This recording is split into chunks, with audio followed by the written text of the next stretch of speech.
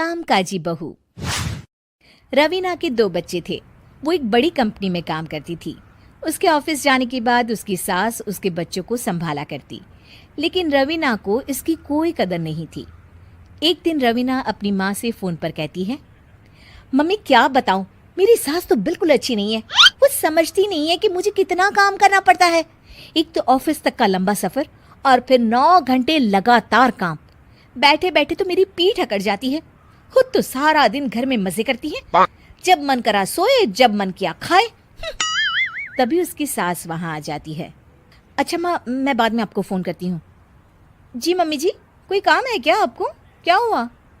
रवीना बहू, सारा दिन तो तू ऑफिस के मजे लेती है, लेकिन यहाँ ये बच्चे मुझे आराम भी नहीं करने देते।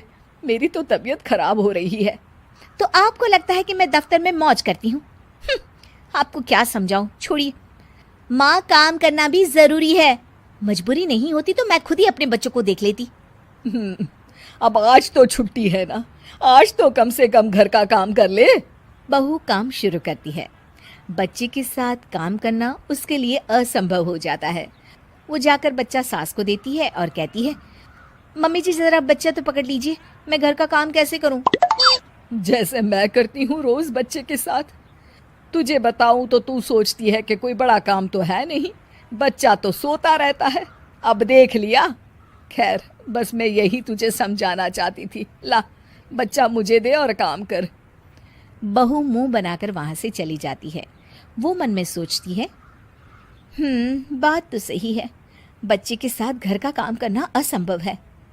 वो किसी तरह काम करती है और अगले दिन ऑफिस के लिए निकल जाती है। ऑफिस में उसकी सहेली उससे कहती है, यार तू तो बड़ी लकी है, तुझे तेरी सास खाना बना कर देती है, बच्चे भी देखती है और तुझे किसी बात की चिंता भी नहीं होने देती। अरे क्या लकी, बदले में मैं उन्हें पूरी कमाई जो दे देती हूँ और अपने बच्चे से दूर रहती हूँ वो अलग। हर किसी को ना दूसरे की प्लेट में ज्यादा घी दिखता है। जा अपना काम कर। अरे फिर भी ये तो है, यहाँ हमारे बच्चे को मैं क्रैश में छोड़ती हूँ, हर पल डर लगा रहता है कि क्या कर रहा होगा। खैर चल, मुझे क्या। बहू घर आती है तो देखती है कि उसकी सास उसके बच्चे को बड़े ही प्यार से खिला रही होती है। वो माँ को देखकर खुश हो जाता है।